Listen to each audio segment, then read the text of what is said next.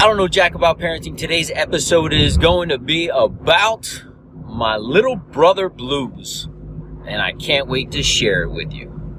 So the big question is this: how are parents like us, who don't have a manual, who are doing the best we can, who feel as though we aren't enough, how are we going to raise healthy, happy children who we are proud of and still keep our sanity in that process? That's the question, and this podcast will give you the answers. My name is Ryan Roy, and welcome to I Don't Know Jack About Parenting, a podcast for parents who are being real with themselves.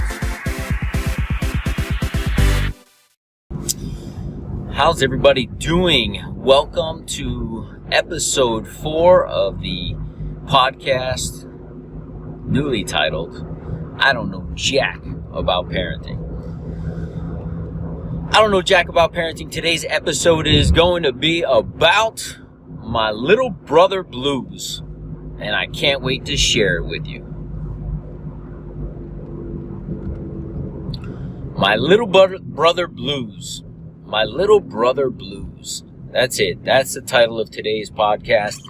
And the reason I titled it that way is because while I was at the pediatrician yesterday with my youngest, who has had a little bit of nasal problems, which for those of you who are parents understand, the nasal goes into the eyes because they can't blow their nose quite yet. He's 1. So if he can't get that congestion out, it seeps up into the eyes, which when he sleeps, keeps his eyes shut.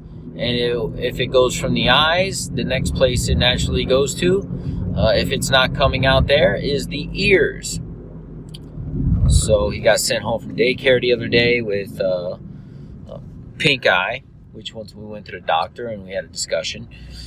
No, it's simple. There's a little bit of congestion that could potentially cause a slight ear infection. There was a little fluid there, so we're taking care of it.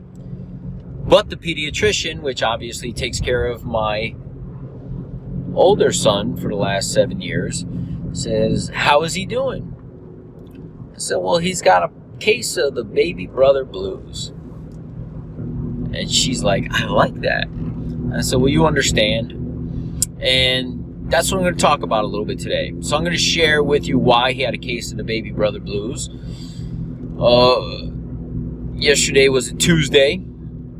A week and a half ago, I typically have lunch with my son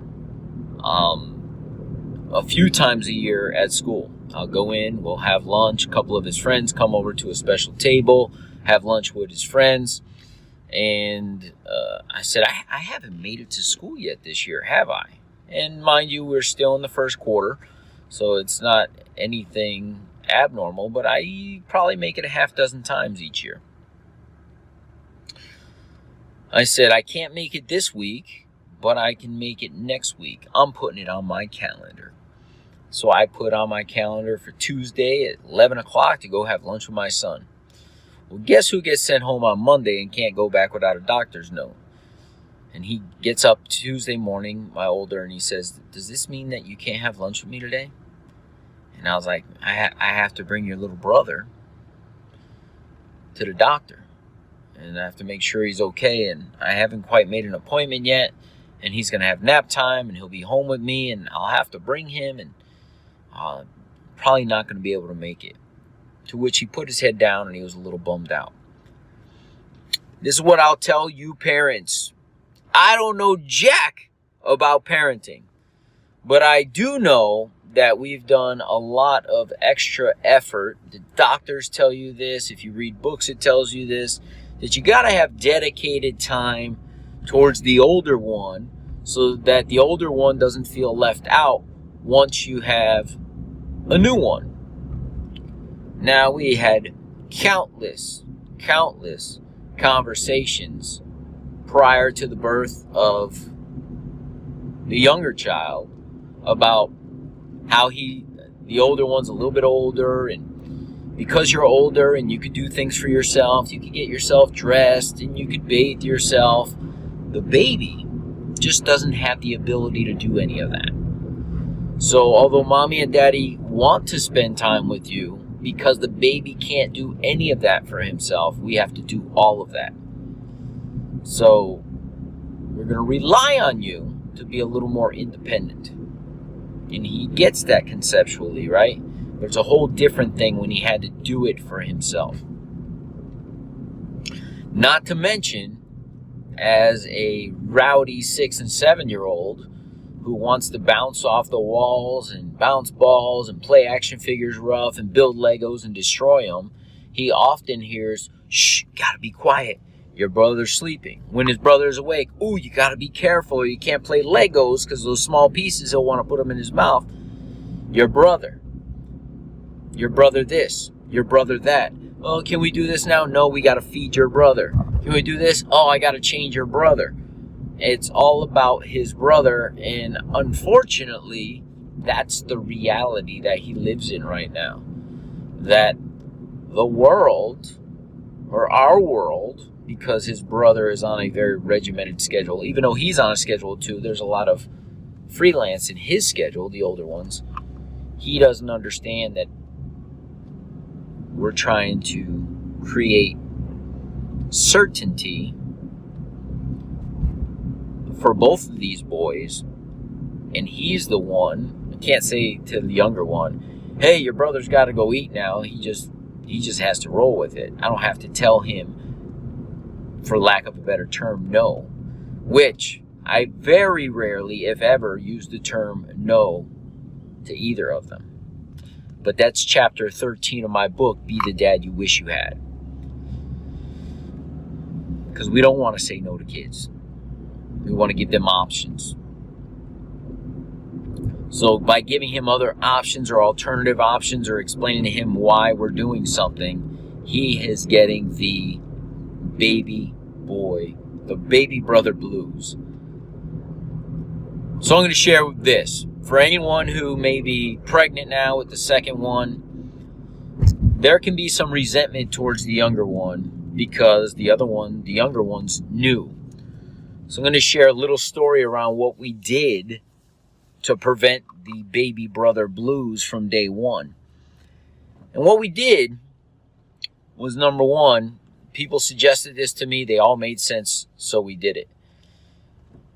The first thing is, he was the first person, my older one was the first person introduced to his younger brother, other than myself and the wife and the hospital staff. He came with my mother-in-law and my sister-in-law. They were the first ones to arrive at the hospital. When he got there, we did a couple things. We made them wait in the waiting room for an additional 20 minutes. We said, Christian gets to meet him first. And they're like, "Why?" And I was like, "We don't have to explain that to you right now, because just respect where we're at with this. We want him to be introduced to his brother first so that he feels special about it. This is him meeting his brother at the first time, and we wanted him to be the center of attention because we knew that the baby would be the center of attention the rest of the way." Secondly, what we did was we wrapped a present from his brother to him. Present from the baby to his older brother. And at the time, he was into some Ben 10 action figures. And we said, Jaden, when he came bearing a present for you. And he opened the present. He was like, "How did he know?" He was so excited, right? He has no clue or concept about this. He just was like, "Wow, my baby brother's the coolest in the whole world. He brought me a present, and he just arrived."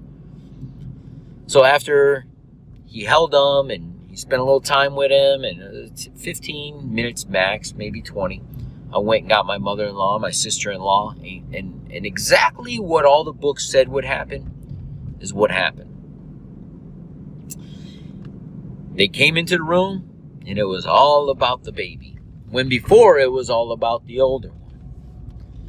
They held the baby. Now, I'm watching and I'm observing because I'm concerned about the older one. I'm concerned. The baby's going to get all the loving in the world for a long time.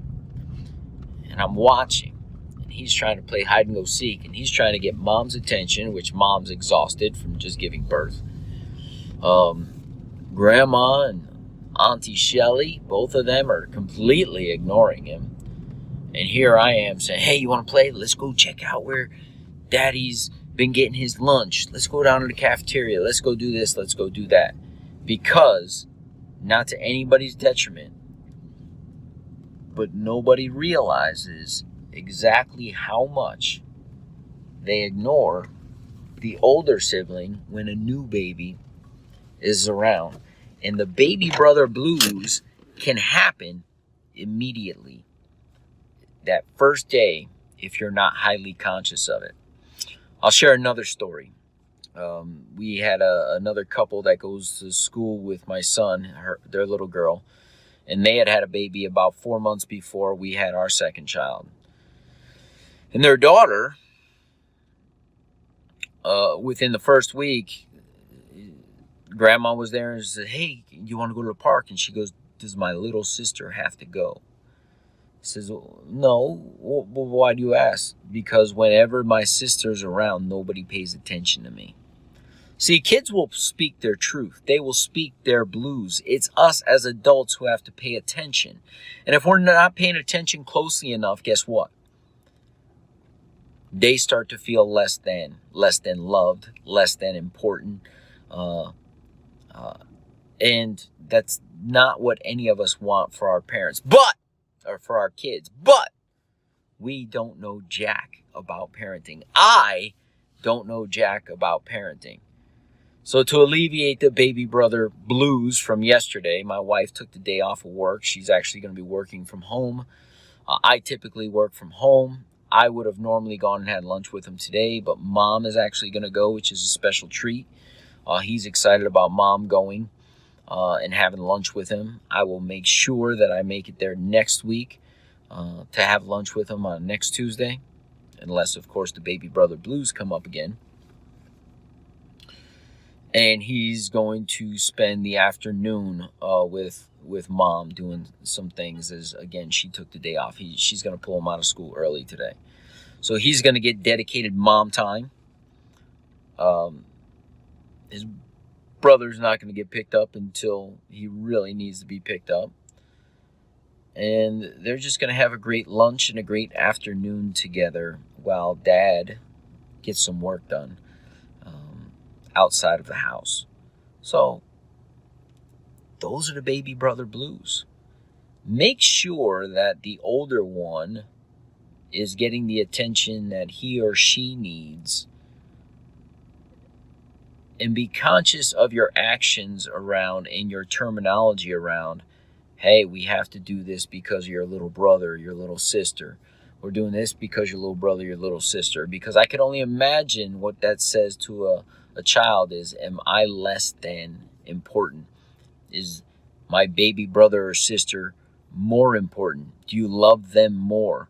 Because that's what it probably, after that message is being drilled and drilled and drilled, what it must feel like to an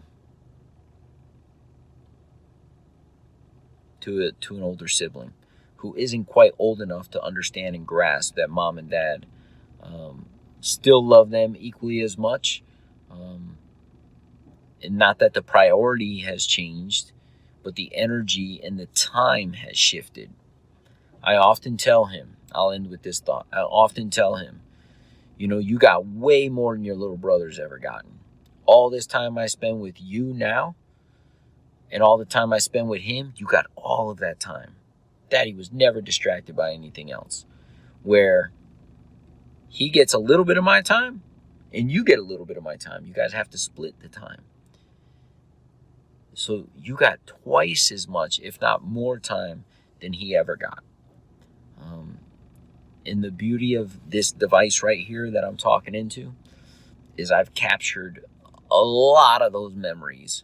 And we go back and watch videos of me playing with him and doing things. And I said, see, I did all the same stuff, if not more, with you. So try to avoid the baby brother blues, the baby sister blues, by making sure you're pouring some of your attention into the older one intentionally and separate from the baby. That was episode 4 of I Don't Know Jack About Parenting. Talk to you soon. Do you want to be the dad you wish you had? If so, go get my free book, Be the Dad You Wish You Had, at BeTheDadYouWishYouHad.com. Inside, you'll find my most effective 40 tips to quickly and easily transform yourself into the ideal dad. Go to BeTheDadYouWishYouHad.com now and get it while it's free.